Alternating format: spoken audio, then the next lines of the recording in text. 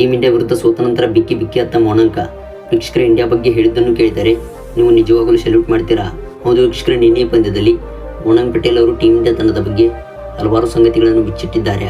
ಹೌದು ವೀಕ್ಷಕರೇ, ನೀವು ಇವರು ಹೇಳಿದ್ದು ಕೇಳಿದರೆ ನಿಜವಾಗಲೂ ಇವರಿಗೆ ಸೆಲ್ಯೂಟ್ ಮಾಡ್ತೀರಾ? ವೀಕ್ಷಕರೇ, ಇನ್ನು ಈ ಒಂದು ಸ್ಪೋರ್ಟ್ಸ್ ಮಾಹಿತಿಯನ್ನು ತಿಳಿಯೋದಕ್ಕಿಂತ ಮುಂಚಿತವಾಗಿ ನಿನ್ನೆ ಆಡಿದ ಟೀಮ್ ಇಂಡಿಯಾ ತಂಡದ ಪ್ರದರ್ಶನಕ್ಕೆ ವಿಡಿಯೋಗೊಂದು ಲೈಕ್ನ ಮಾಡಿ. ಹಾಗೆ ವೀಕ್ಷಕರೇ, ಇದೇ ರೀತಿ ಸ್ಪೋರ್ಟ್ಸ್ ಮಾಹಿತಿಗಾಗಿ ಈಗಲೇ ದಯವಿಟ್ಟು ಚಾನಲ್ನ ಸಬ್ಸ್ಕ್ರೈಬ್ ಮಾಡಿಕೊಂಡು ಆಲ್ ಒನ್ ನೋಟಿಫಿಕೇಶನ್ ಆನ್ ಮಾಡಿಕೊಳ್ಳಿ. ಹೌದು ವೀಕ್ಷಕರೇ, ನಿನ್ನೆ ಭಾರತ ತಂಡವು 7 ವಿಕೆಟ್ಗಳ ಭರ್ಜರಿ ಗೆಲುವು ದಾಖಲಿಸಿತು.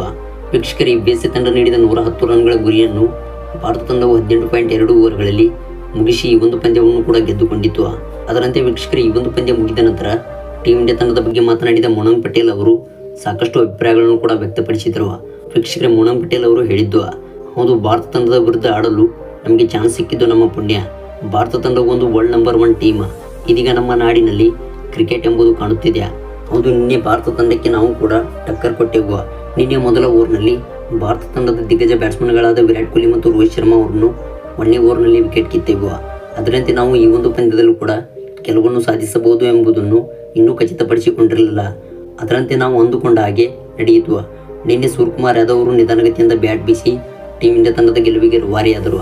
ಇನ್ನು ಭಾರತ ತಂಡದ ಬಗ್ಗೆ ಇನ್ನೊಂದು ಹೇಳುವುದಾದರೆ, ಭಾರತ ತಂಡದಲ್ಲಿ ಹಲವಾರು ದಿಗ್ಗಜ ಬ್ಯಾಟ್ಸ್ಮನ್ಗಳಿದ್ದು ಹಾಗೆ ಭಾರತ ತಂಡದಿಂದ ನಾವು ಸಾಕಷ್ಟು ಕಲಿತೆವು.